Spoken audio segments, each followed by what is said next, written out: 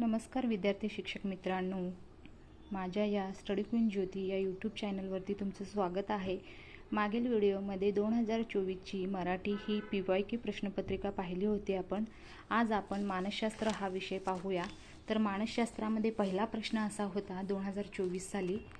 तर पहिला प्रश्न असा आहे, भावनिक बुद्धिमत्तेमध्ये साल्वी व मेयर यांनी 5 मूलभूत सक्षमता मांडल्या आहेत. खालीलपैकी आत्मनियमनमध्ये कोणती सक्षमता येत नाही असा त्यांनी प्रश्न दिला होता. कधी पण आपण प्रश्न वाचत असताना तो प्रश्न पॉझिटिव्हमध्ये आहे की निगेटिव्हमध्ये आहे याकडे तुम्ही खरंच लक्ष द्या बरं का. कधी आपल्याला त्या प्रश्नाचं उत्तर येत असून सुद्धा आपण प्रश्न नीट वाचत नसल्यामुळे तो प्रश्नाचं उत्तर आपलं चुकीचं होऊ शकतो. त्याच्यामुळे ह्या प्रश्नाचं योग्य उत्तर आहे भावनांची जाणीव.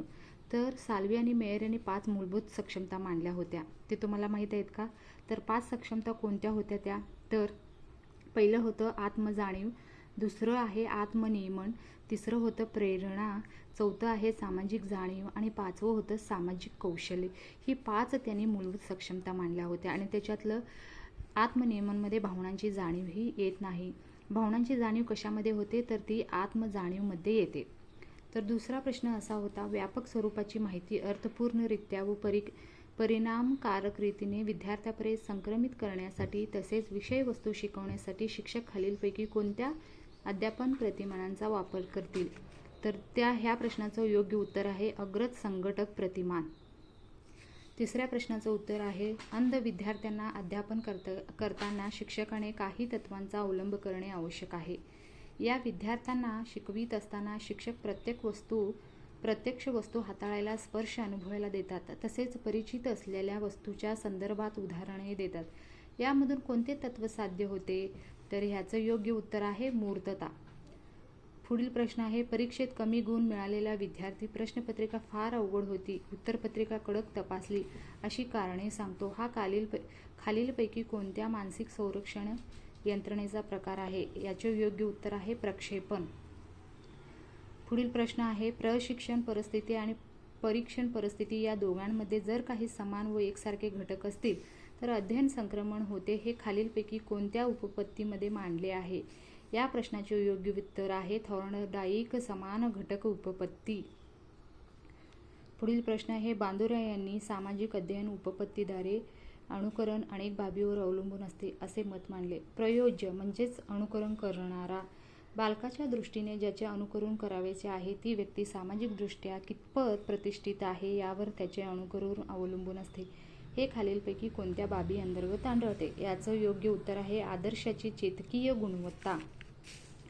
पुढील प्रश्न आहे, स्वतंत्र विचारशक्ती, विद्यार्थ्यांमध्ये परस्पर विचार विनिमय, चर्चा करण्याची पात्रता, सहकार्य, परमसहिष्णुता, सामाजिक विकास करणारी डॅश डॅश ही अध्यापन पद्धती होय. तर सामूहिक ही अध्यापन पद्धती होय. पुढील प्रश्न आहे, प्रभुत्व पाठ्यांश पद्धती मांडताना अमेरिकन शिक्षणशास्त्रज्ञ डॅश डॅश यांनी कोणत्याही गोष्टीचे ज्ञान संपादन करणे म्हणजे त्या गोष्टीविषयी अर्थपूर्ण जाणीव मनात निर्माण होणे, त्याविषयी अंतर्दृष्टीचा विकास होणे व परिणामी त्या गोष्टीकडे पाहण्याचा आपला दृष्टिकोन बदलणे असे प्रतिपादन केले आहे. ह्या प्रश्नाचे योग्य उत्तर आहे मॅरिसन. ह्या प्रश्नाचे योग्य उत्तर आहे. पुढील प्रश्न घेऊया आपण. पियाजे यांनी मांडलेल्या मुलाच्या बोधात्मक विकासाच्या सिद्धांतामध्ये त्यांनी 4 टप्पे सांगितले आहेत. त्या टप्प्यातील मूर्त क्रियाकाळ अवस्था, ज्याला मूर्तकावस्था असेही म्हणतात, ती विकासावस्था साधारणपणे या डॅश डॅश वर्ष वयापर्यंत असते. तर ह्याचे योग्य उत्तर आहे 7 ते 11. त्याने 4 टप्पे सांगितले होते. पहिला टप्पा होता 0 ते 2 जे त्याला संवेदनकारक अवस्था असे म्हणतात. दुसरा आहे 2 ते 7 याला क्रियापूर्व अवस्था असे म्हणतात. तिसरं होतं हे मूर्त क्रियात्मक अवस्था आणि चौथं आहे हे 11 वर्षानंतर जे औपचारिक क्रियात्मक अवस्था आहे. पुढील प्रश्न घेऊया. शरीर रचना व स्वभाव धर्म यावर आधारित शेल्डन यांनी केलेल्या व्यक्तिमत्वाच्या वर्गीकरणामध्ये स्थूल जीवनाबद्दल आवड असणाऱ्या आनंदी व समायोजनक्षम व्यक्तीचा समावेश कोणत्या प्रकारात होतो? याचे योग्य उत्तर आहे एंडोमॉर्फिक. ह्या प्रश्नाचे योग्य उत्तर एंडोमॉर्फिक आहे. इसवी सन 1957 मध्ये मूलगामित्व, ओगवतेपणा, लवचिकता व उत्पादकता हे निर्णायकतेचे घटक संशोधन करून पुढीलपैकी कोणत्या मानसशास्त्रज्ञाने मांडले आहे? याचे योग्य उत्तर आहे गिलफोर्ड यांनी. विद्यार्थ्याच्या पूर्वानुभवाचा, पूर्वज्ञानाचा, समस्यांचा शोध घेऊन अध्यापनाची दिशा आखणे आणि उणिवांचा शोध घेऊन अध्यापन करणे ह्या बाबी खाली दिलेल्या अध्यापनाच्या कोणत्या तत्वामध्ये येतात? ह्याचं योग्य उत्तर आहे निदानात्मक व उपचारात्मक दृष्टिकोन. पुढील प्रश्न आहे, डॉक्टर ब्लूम यांनी मांडलेल्या उद्दिष्टांच्या भावनात्मक पातळीमध्ये कोणत्या घटकानुसार अवधानानंतर विद्यार्थ्यांना एखाद्या कृतीत रस निर्माण होतो, तो रंगू लागतो, समरस होतो, त्या संबंधी आवड निर्माण होते? तर ह्याचं योग्य उत्तर आहे मूल्य. पाठ नियोजनासंदर्भात खाली दिलेल्या विधानामध्ये कोणते विधान पूरक नाही ते ओळखा. बघा आणि प्रश्न पूर्ण नीट वाचा. त्यांनी हे विधान पूरक नाही असे म्हणले आहे, निगेटिव्ह आहे बघा इथं. विद्यार्थ्याच्या प्रवृत्ती, अभिरुची, हेती हे इत्यादी प्रवर्तकांचा योग्य विचार करून पाठाची योजना आखली पाहिजे, हे चुकीचं आहे. हे बरोबर आहे, उत्तर नाही म्हणून असं विचारलंय ना त्याने. पुस्तककर्त्यापेक्षा वेगळा दृष्टिकोन न ठेवता शिक्षकांनी पाठ्यांशाच्या मांडणीप्रमाणेच पाठ योजना करावी, हे उत्तर बघा. हे पूरक नाही विचारलंय त्याने. ह्याचं योग्य उत्तर आहे दुसरा नंबरचा. तिसरा आहे, अनुवंश हा बुद्धिमत्ता व व्यक्तित्व यांच्यावर परिणाम करणारा घटक आहे. बुद्धिमत्ता व व्यक्तीचे गुणधर्म हे अनुवंशिकतेने एका पिढीकडून दुसऱ्या पिढीत संक्रमित होत जातात, असे कोणत्या मानसशास्त्रज्ञ संशोधनामध्ये सिद्ध केले आहे? अनुवंशाचं तुम्हाला माहीत असेल, ते आपल्या एका पिढीकडून दुसऱ्या पिढीत संक्रमित होत असते. तर याचं योग्य उत्तर आहे मेंडेल. पुढचा प्रश्न आहे, समिष्टीवादी संप्रदायाने अवबोधाच्या क्षेत्रात विशेष कार्य केले आहे. पुढीलपैकी कोणते विधान या संप्रदायाचे वैशिष्ट्य नाही म्हणलेत त्यांनी? तर याचं योग्य उत्तर आहे, वस्तूच्या निरनिराळ्या भागांचा अवबोध स्वतंत्रपणे होऊन नंतर त्याचे संघटन व्यक्तीकडून केले जाते. पुढील प्रश्न आहे,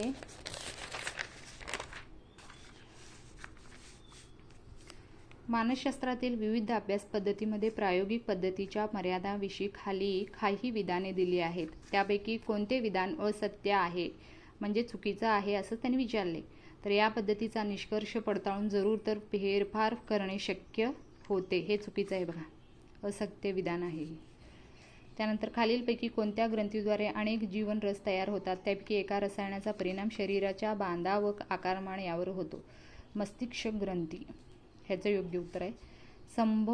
संबोधाचा विकास होत असताना तास, दिवस, महिने, वर्ष हे संबोध हळूहळू निर्माण होऊन डॅश डॅश वर्षाच्या वयापर्यंत भूत, वर्तमान व भविष्य यातील फरक मुलांना कळू लागतो. 8 ते 9. ह्याचं योग्य उत्तर आहे 8 ते 9. पुढचा प्रश्न आहे, एखादा गायक किंवा चित्रकार आपल्या कलेत इतका रमून जातो की त्याला स्थल कालाचे भान राहत नाही. या प्रकारच्या अवधानाला अभ्यस्त अवधान असे म्हणतात. याचं योग्य उत्तर आहे अभ्यस्त अवधान. पुढील प्रश्न आहे, खाली दिलेल्या विधानामध्ये कोणते विधान कुमारावस्थेचे वैशिष्ट्य नाही म्हणल्यात? कुमारावस्थेतील सामाजिक संबंध कौटुंबिक संबंधांना पूरक असे असतात, हे चुकीचे आहे, हे वैशिष्ट्य नाही आहे त्याचं. पुढील प्रश्न आहे, मॅकडुगल यांनी केलेल्या सहज प्रवृत्तीच्या वर्गीकरणामध्ये समाजनिष्ठ या घटकामध्ये खालीलपैकी कोणत्या प्रवृत्तीचा समावेश होतो? युद्ध. याचं योग्य उत्तर आहे युद्ध. एखाद्या गोष्टीचे ग्रहण जेवढ्या जास्त प्रमाणात होईल तेवढी ती गोष्ट आपल्या स्मरणात राहते. ग्रहण हे अध्ययन कोणत्या पद्धतीने केले यावर अवलंबून असते. एखादा उतारा किंवा एक कविता एका बैठकीत पाठ न करता अधूनमधून विश्रांती घेऊन पाठांतर केले जाते. वेळेच्या विभागणीवर आधारित असलेल्या या पद्धतीला डॅश डॅश असे म्हणतात. ह्याचं उत्तर आहे स्मृती सहाय्यक पद्धती. तर अशा पद्धतीनं तुम्हाला मी रोज एका व्हिडिओमध्ये वेगवेगळे प्रश्न घेऊन येत आहे. 2024ची ही PYQ आहे मानसशास्त्र. पुढील व्हिडिओमध्ये आपण दुसरा विषय घेऊया. चला पुढील प्रश्न आहे, व्यक्तिविशिष्ट परिस्थितीमध्ये एका पद्धतीने यश मिळवल्याचा अनुभव घेतल्यावर तादृश्य अशा दुसऱ्या परिस्थितीत ही यश देणारी तीच पद्धती अवलंबित ही थॉर्नडाईक यांच्या अभिसंधित प्रतिक्रिया उपपत्ती या उपपत्तीद्वारे सिद्ध झाले आहे. याचं योग्य उत्तर आहे अभिसंधित प्रतिक्रिया उपपत्ती.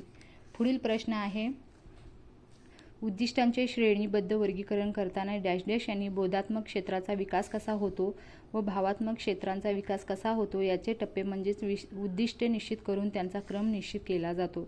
याचं योग्य उत्तर आहे डॉक्टर ब्लूम. स्वाभाविकरण, संधिकरण, अचूकता, अनुकरण इत्यादी घटकांचा समावेश उद्दिष्टांच्या श्रेणीबद्ध वर्गीकरणातील खालीलपैकी कोणत्या क्षेत्रात होतो? क्रियात्मक क्षेत्र.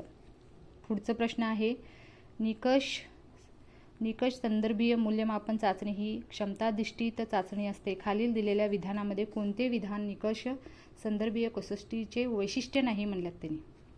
तर याचं योग्य उत्तर आहे, ही कसोटी गटाच्या वर्तनाचे प्रतिनिधित्व न करता सर्वांचेच प्रतिनिधित्व करते.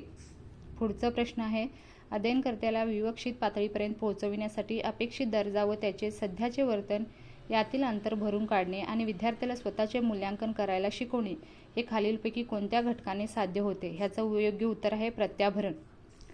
बुद्धिमत्ता म्हणजे अनेक विशिष्ट क्षमतांचा समुच्चय होय असे सांगून खालीलपैकी कोणत्या मानसशास्त्रज्ञाने बुद्धिमत्ता ही एकजिन्सी नसून अनेक क्षमतांचा समुच्चय असे मत मांडून त्यांना प्राथमिक मानसिक क्षमता असे नाव दिले आहे? याचं योग्य उत्तर आहे थर्स्टन. विशिष्ट उद्दिष्ट प्राप्तीसाठी जेव्हा एखादी क्रिया साधन म्हणून उपयोगी पडते तेव्हा ती विशिष्ट क्रिया साधनीभूत होते. यालाच साधक अभिसंधान म्हणतात. खाली दिलेल्या विधानामध्ये साधक अभिसंधान विषयीचे कोणते विधान असत्य आहे? तर साधक अभिसंधान उपपत्ती हल या मानसशास्त्रज्ञाने मांडली आहे हे चुकीचं विधान आहे, हे असत्य आहे. अशा प्रकारे तुम्हाला एक गोष्ट लक्षात आली का याच्यामध्ये? हे प्रश्न सोपे आहेत, फक्त आपण कुठं घाबरून जातो माहिती आहे का? ह्या प्रश्नांची जी लेंथ आहे ती 2-2, 3-3 ओळींची लेंथ आहे. याच्यामुळे आपल्याला हा मानसशास्त्र हा विषय खूप आपल्याला अवघड वाटतो. काही नाही, अभ्यास केल्यानंतर सगळे काही प्रश्न सुटतील. फक्त आपण प्रश्नाकडे लक्ष द्या. हा व्हिडिओ जर तुम्हाला आवडल्यास नक्की लाईक, शेअर आणि सबस्क्राईब करायला विसरू नका. पुढील व्हिडिओमध्ये आपण दुसरा सब्जेक्ट घेऊन येते. नमस्कार.